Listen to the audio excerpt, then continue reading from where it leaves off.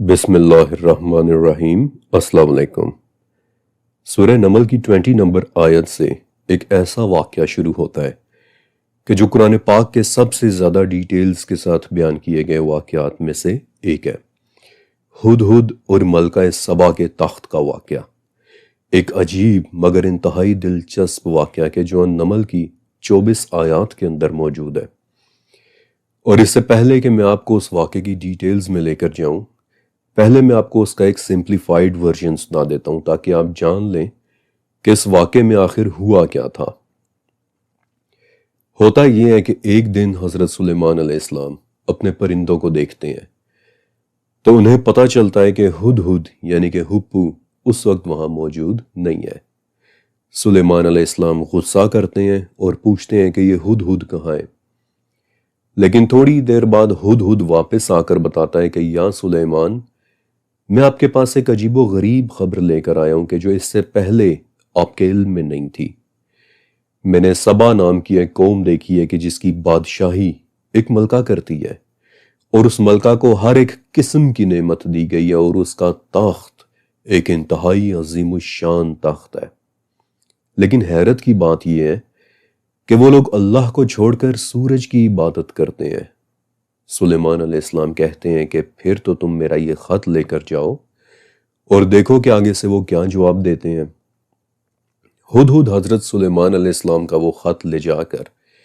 ملکہ سبا کے پاس چھوڑ آتا ہے، اور ملکہ اپنے سرداروں کے ساتھ بڑے تعجب سے یہ بات شیئر کرتی ہے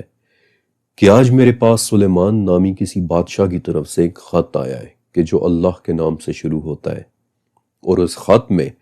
سلیمان ہم سے ہمارے سبمیشن کا مطالبہ کر رہے ہیں۔ تو اے میرے سردارو،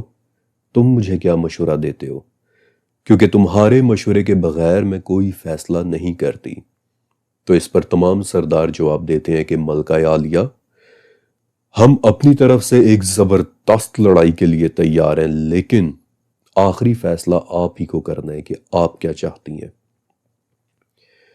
تو ملکہ کہتی ہے کہ سلیمان کوئی عام بادشاہ نہیں لگتے،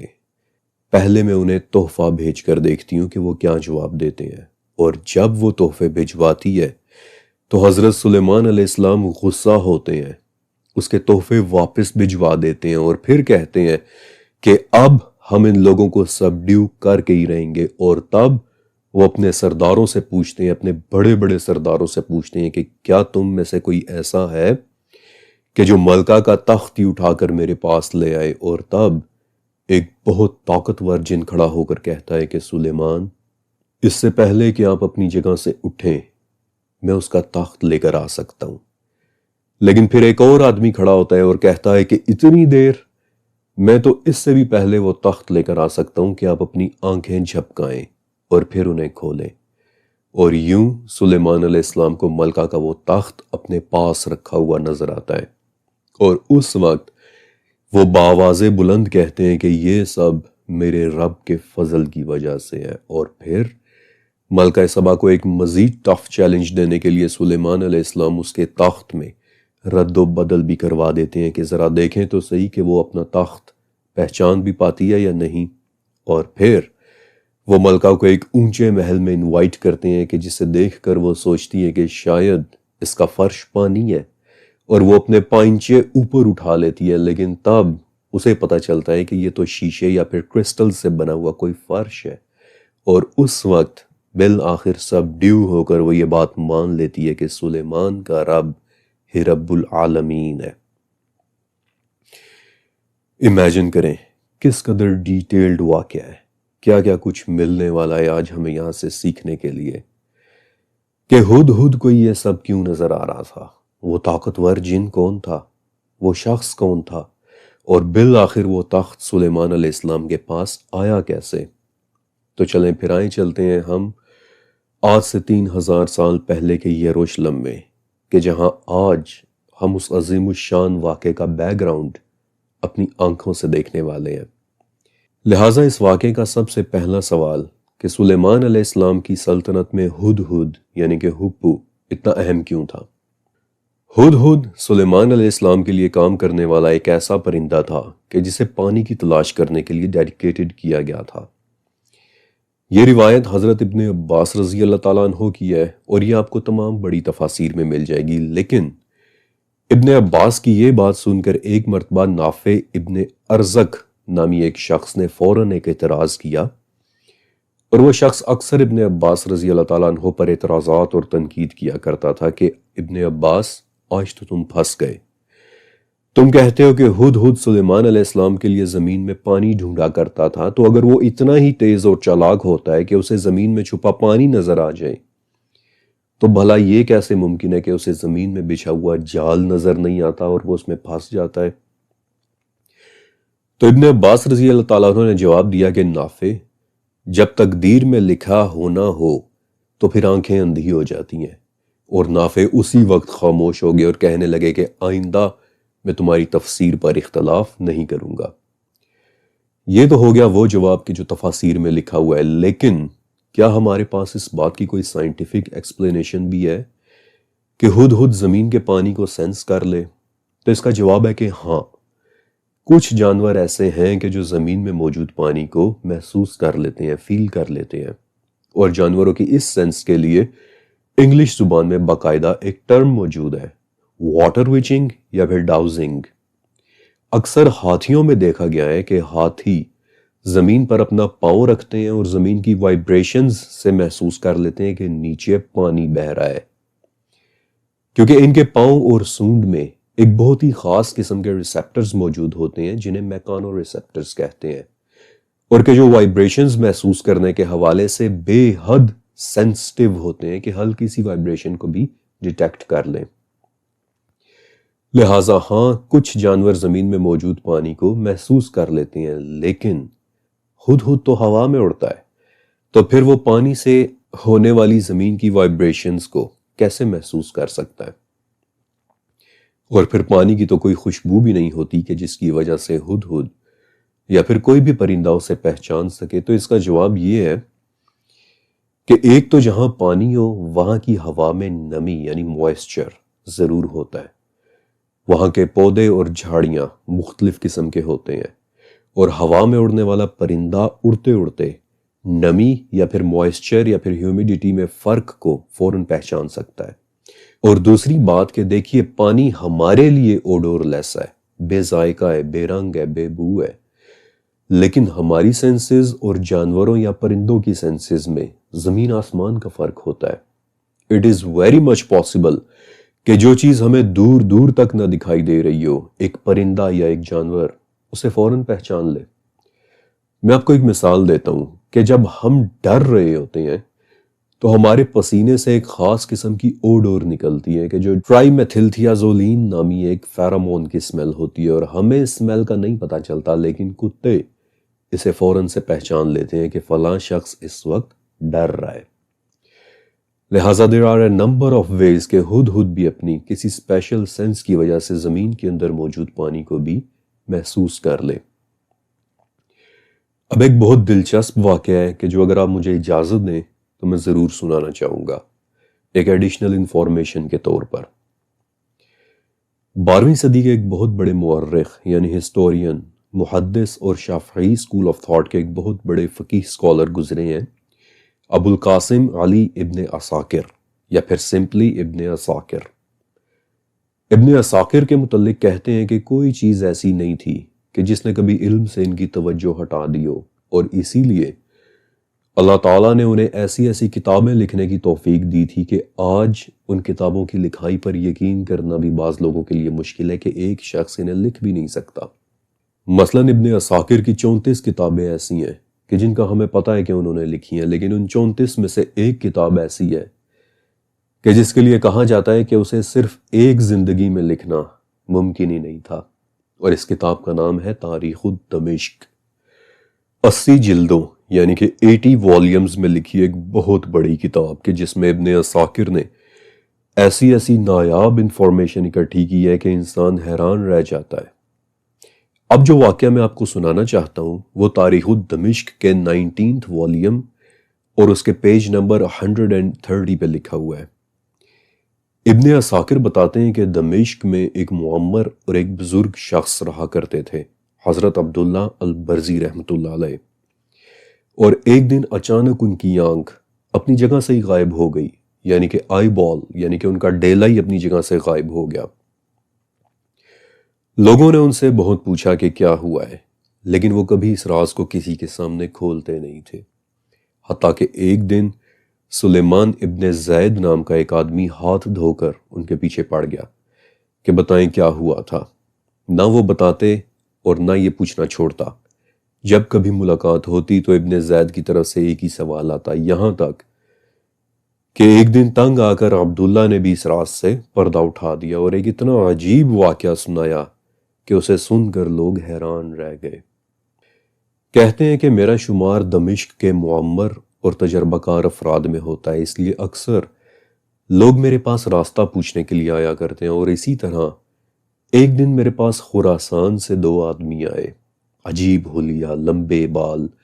گھنی داڑھی اور لمبی لمبی مونچھیں، اور مجھے بولے کہ ہمیں برزہ کی وادی میں کسی ایسی جگہ لے کر چلو کہ جہاں فلاں فلاں نشانیاں موجود ہوں۔ عبداللہ کہتے ہیں کہ مجھے بھی تجسس ہوا کہ یہ کون لوگ ہیں اور ان کا اس جگہ میں کیا کام ہے۔ بہرحال انہیں لے کر میں وہاں چلا گیا۔ جھاڑیاں، جھنکار، مٹی اور پتھروں کے ٹیلے، اور شام کا وقت عجیب ہولناک منظر پیش کر رہا تھا۔ اور ابھی میں ادھر ادھر دیکھ ہی رہا تھا کہ ان دونوں نے اپنی اپنی انگیٹھیاں نکالیں اور بخور جلانا شروع کیے، یعنی دھوئیں والی خوشبو۔ اور تھوڑی دیر بعد وادی میں اتنی خوشبو پھیل گئی کہ جھاڑیوں تک سے مہک آنے لگی، اور کیا دیکھتا ہوں کہ طرح طرح کے سانپ جھاڑیوں سے نکل نکل کر ہماری طرف آنے لگے ہیں۔ میرا تو دل ہی اچھل کر حلق میں آ گیا، لیکن وہ دونوں لاپرواہی کے ساتھ اپنی جگہ پر بیٹھے رہے۔ حتیٰ کہ ایک سانپ ایسا بھی آیا کہ جو بمشکل 1 فٹ کا بھی نہیں تھا، لیکن اس سانپ کی آنکھیں سونے کی طرح چمک رہی تھیں، اور اسے دیکھتے ہی وہ دونوں شخص اچانک تیزی سے کھڑے ہو گئے۔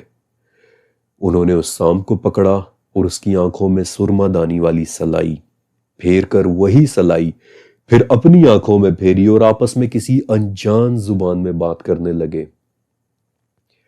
عبداللہ کہتے ہیں کہ اب مجھے ان کی زبان تو سمجھ نہیں آ رہی تھی، لیکن اتنا اندازہ تو مجھے بھی ہو گیا کہ یہ دونوں اس وقت بہت خوش ہو رہے ہیں۔ اور تب میں نے ان کی منتیں شروع کر دیں کہ میری آنکھوں میں بھی یہ سلائی پھیرو، مگر وہ لوگ نہیں مانے۔ حتیٰ کہ عبداللہ کہتے ہیں کہ میں ان کے پاؤں میں گر گیا کہ میری آنکھوں میں بھی یہ سلائی پھیر دو، اور آخر کار بہت ہی مشکل سے وہ لوگ راضی ہوئے۔ عبداللہ کہتے ہیں کہ انہوں نے میری ایک آنکھ میں سلائی پھیری، اور سچ کہوں تو شروع میں تو مجھے نظر آنا ہی بند ہو گیا، لیکن تھوڑی دیر بعد جب نظر آنا شروع ہوا تو حیرت کے مارے میں اپنا سر پکڑ کر بیٹھ گیا، کیونکہ جس طرح درخت مجھے زمین کے اوپر دکھائی دے رہے تھے، اسی طرح زمین کے نیچے کے بڑے بڑے پتھر بھی مجھے نظر آنے لگ گئے تھے۔ زمین میری اس آنکھ کے لیے ایسی ہو گئی تھی کہ جیسے شیشے کی بنی ہوئی ہو۔ مجھے واضح طور پر زمین کے نیچے بھی نظر آنے لگ گیا تھا۔ میں بہت خوش ہوا، اور تب تک رات بھی گزر کر ختم ہو چکی تھی، لہٰذا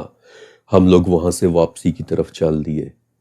ابھی ہم لوگ شہر میں داخل بھی نہیں ہوئے تھے کہ اچانک ان میں سے ایک آدمی نے مجھے پیچھے سے پکڑ لیا، اور دوسرے نے میری سلائی والی آنکھ میں اتنی زور سے انگلیاں ماری کہ میرا ڈیلا میرے سامنے باہر نکل کر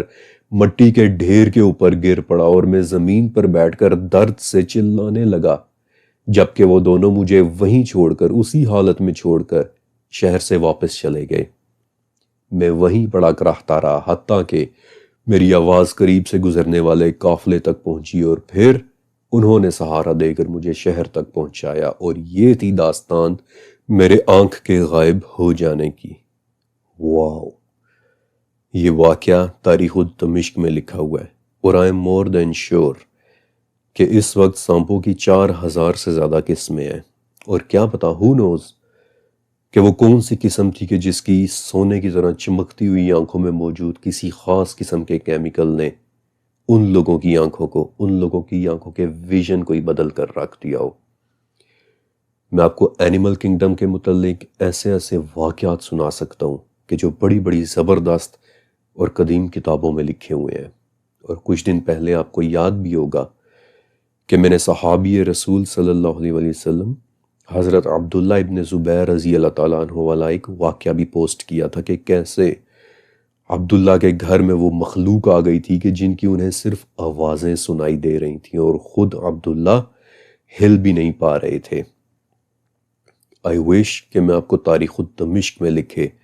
مزید واقعات بھی سناؤں، کیونکہ جہاں تک میرا خیال ہے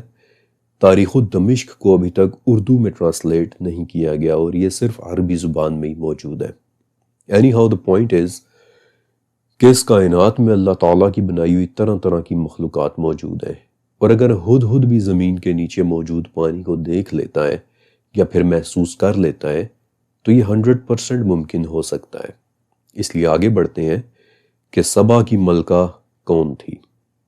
اس وقت کرسچین ورلڈ کا اگر کوئی گروہ اہل کتاب کی تعریف پر پورا اترتا ہے، یعنی کہ وہ اہل کتاب کے جن کا ذکر قرآن پاک میں بار بار ہوا ہے، تو وہ گروہ ہے ایتھیوپین چرچ۔ یہ وہ لوگ ہیں کہ جن کے متعلق تاریخ بتاتی ہے کہ ان کے ایک بہت بڑے بادشاہ نے کسی زمانے میں بذات خود حضرت سلیمان علیہ السلام سے علم حاصل کیا تھا، اور اس بادشاہ کے زمانے سے لے کر آج تک ان کے ہاں ایک کتاب چلتی چلی آ رہی ہے، کیبرا نگاسٹ۔ اس کتاب میں ملکہ سبا اور اس کی قوم کے متعلق بہت ویلیویبل انفارمیشن موجود ہے کہ وہ لوگ تھے کون۔ The kingdom of Saba essentially Yemen میں تھی، لیکن ان کا ملک ایتھیوپیا تک پھیلا ہوا تھا، اور یہ بھی کہ وہ لوگ سورج، چاند اور دوسری سیلیسٹیل آبجیکٹس یعنی کہ آسمانی چیزوں کی عبادت کیا کرتے تھے۔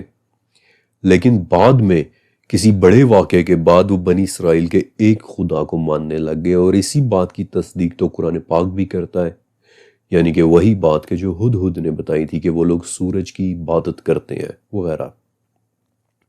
اور 1951 میں تو سبا کی کنگڈم کے فزیکل ایویڈنس بھی مل گئے تھے کہ جب یمن سے 2700 سال پرانے کھنڈرات ملے، اور کھنڈرات بھی کیا تھے؟ کسی مندر کے بچے ہوئے لمبے لمبے ستون کے جن پر انسکرپشنز کی صورت میں لکھا ہوا تھا المقا،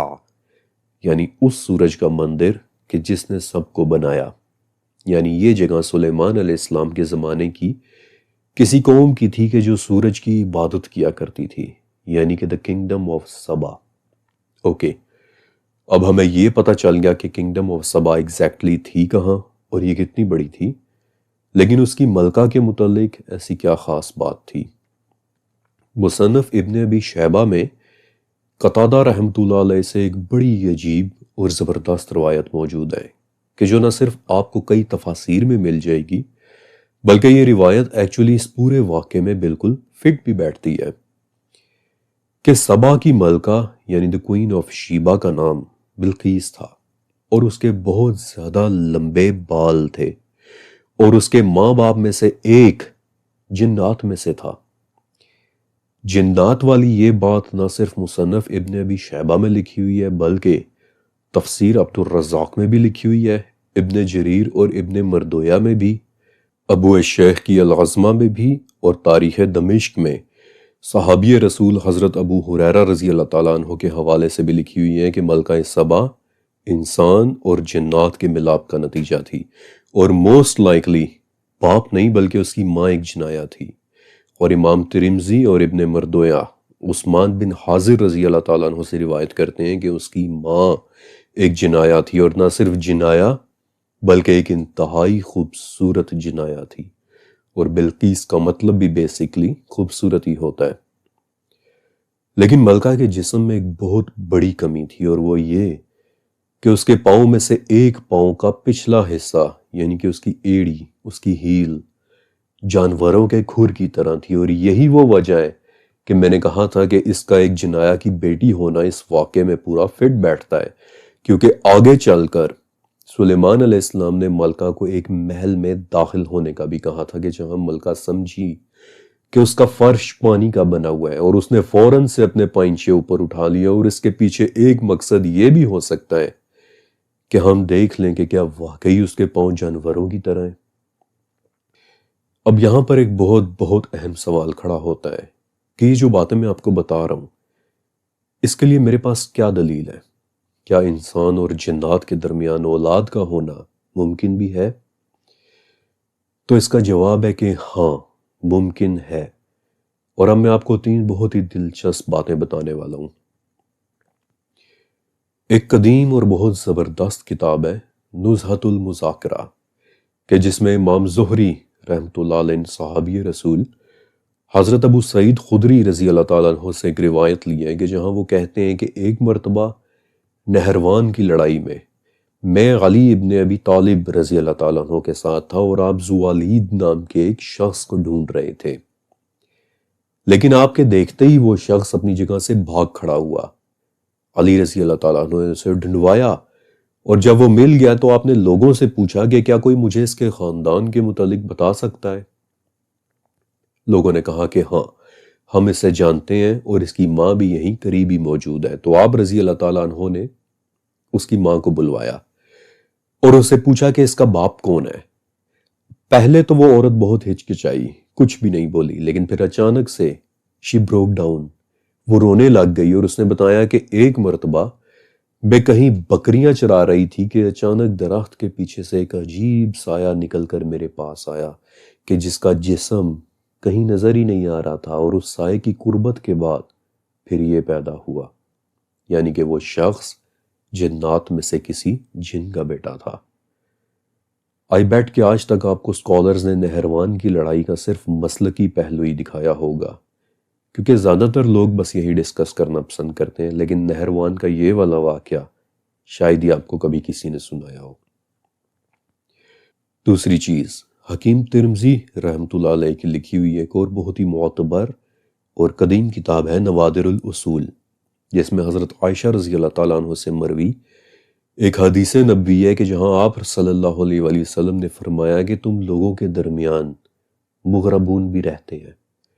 لوگوں نے پوچھا کہ یا رسول اللہ، یہ مغربون کیا ہوتے ہیں؟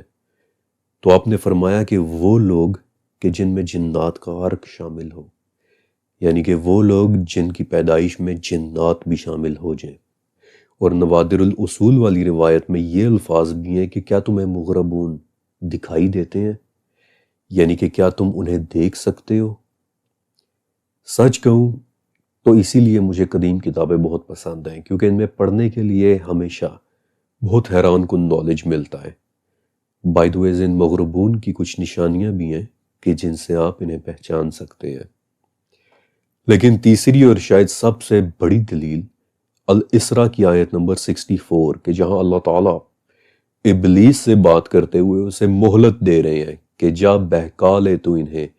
جس کو بھی بہکا سکتا ہے، اپنی آواز سے، اور کر دے ان پر حملہ اپنے لشکروں کے ساتھ، اور ہو جا شریک ان کے مال میں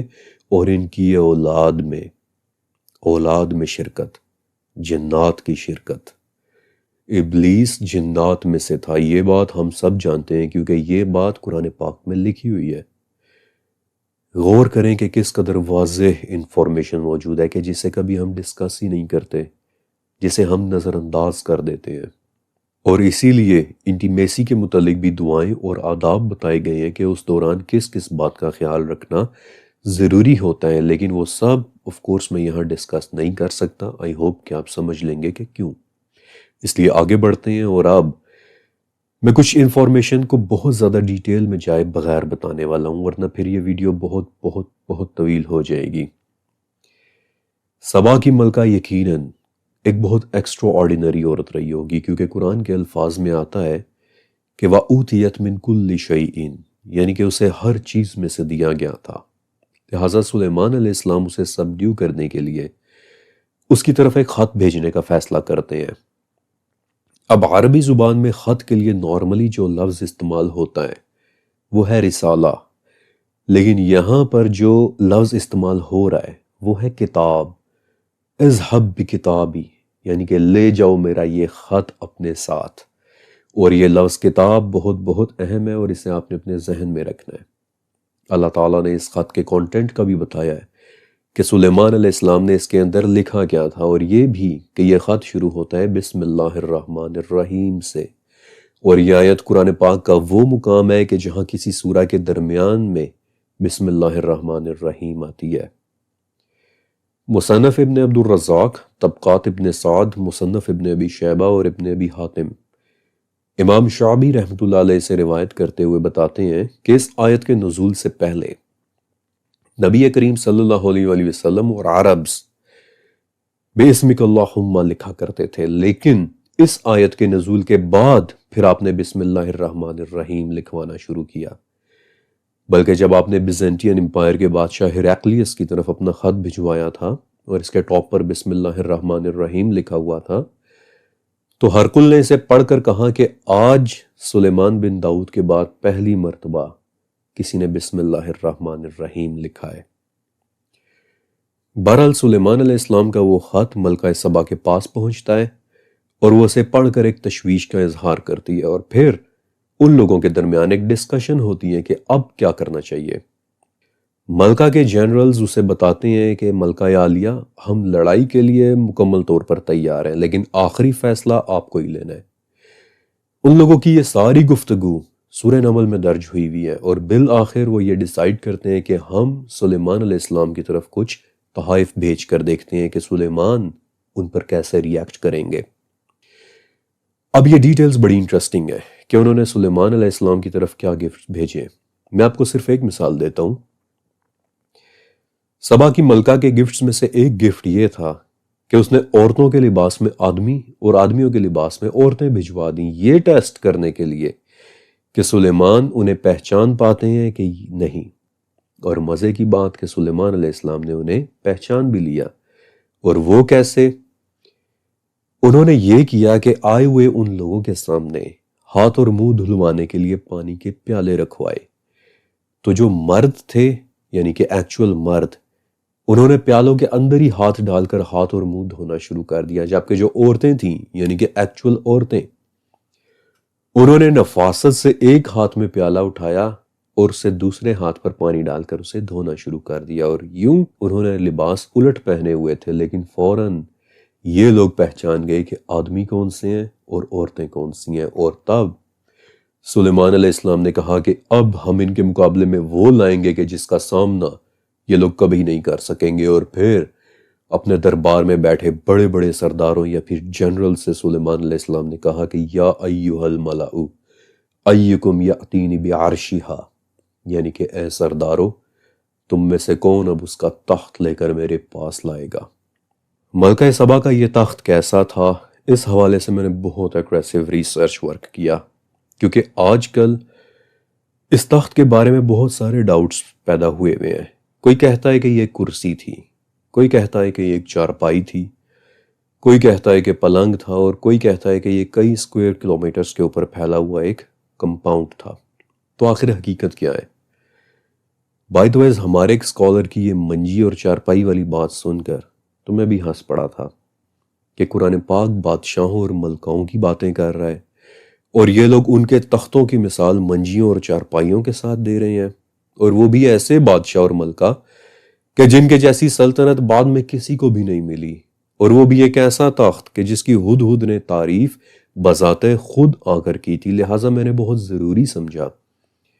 کہ آپ کو ان منجیوں اور چارپائیوں والی تشریحات سے نکال کر ایک ریئلسٹک اکاؤنٹ دوں۔ اس لیے اس تخت کے حوالے سے میں نے بہت زیادہ ریسرچ ورک کیا، اور مختلف تفاسیر اور ہسٹوریکل اکاؤنٹس پڑھنے کے بعد میں اس نتیجے پر پہنچا ہوں کہ نہ تو یہ تخت کوئی کرسی تھی، نہ ہی کوئی منجی، اور نہ ہی ایک کمپاؤنڈ، بلکہ یہ ایک طرح کا بلڈنگ جیسا کوئی سٹرکچر تھا، 80 ہاتھ یعنی کہ تقریباً 120 فٹ اونچی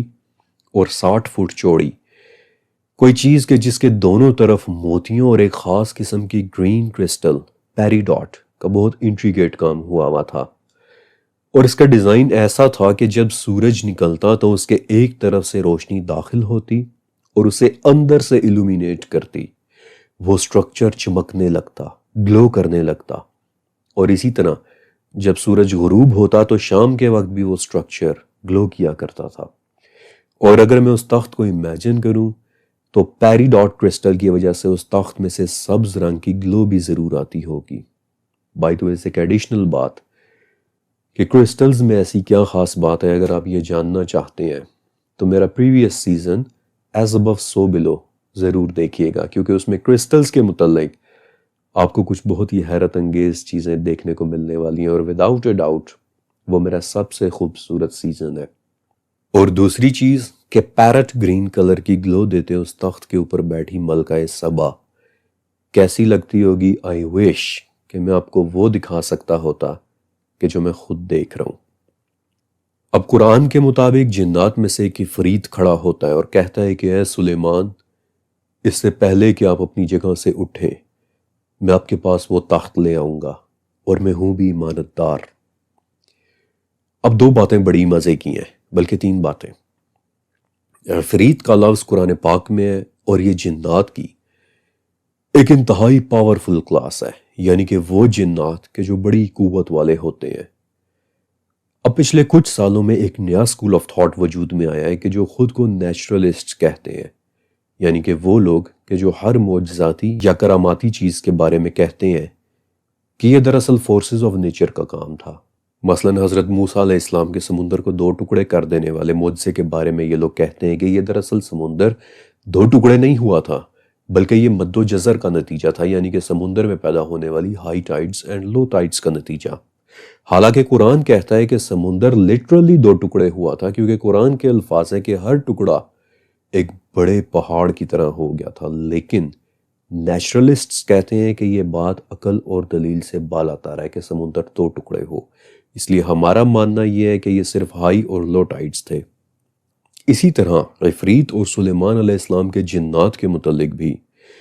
نیچرلسٹس یہی کہتے ہیں کہ یہ پہاڑوں میں رہنے والے اور کام کرنے والے طاقتور اور جنگلی قبیلے تھے کہ جنہیں سلیمان علیہ السلام کے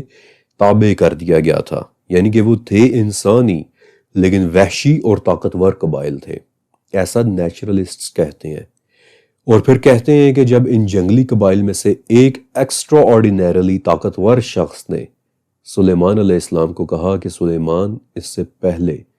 کہ آپ اپنی نشست برخاست کریں، یعنی کہ آج کے دن کا دربار ختم کریں، یعنی کہ آج شام کو آپ اپنی جگہ سے اٹھیں، تو اس سے پہلے وہ تخت لے کر میں آپ کے پاس آ جاؤں گا۔ تو یہ واقعہ تھا، ایسا نیچرلسٹس کہتے ہیں۔ دیکھا کتنا بڑا مسئلہ ہوتا ہے کہ جب ہم ہر چیز کو اپنی عقل میں فٹ کرنے کی کوشش کرنے لگ جائیں، ہمیں ہر چیز کو بدلنا پڑ جاتا ہے۔ ہمیں یہ نہ ماننا پڑے کہ وہ تخت ٹیلی پورٹ ہوا تھا، کہ جو ابھی آگے چل کر میں آپ کو بتاؤں گا بھی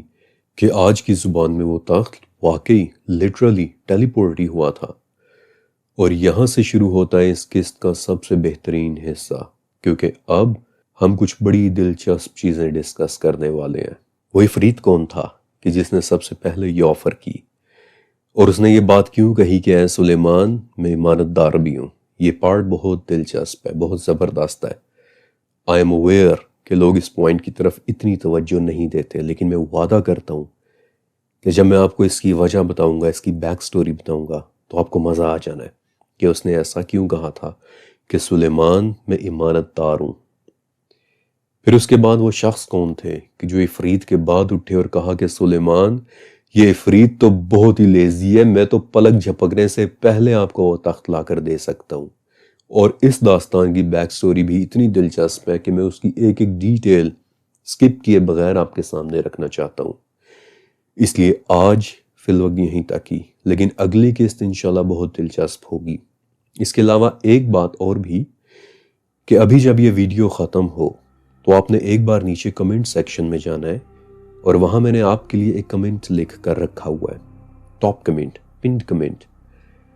آپ نے اس کمنٹ کو ضرور پڑھنا ہے، کیونکہ اس میں میری طرف سے آپ سب کے لیے ایک بہت ضروری میسیج ہے۔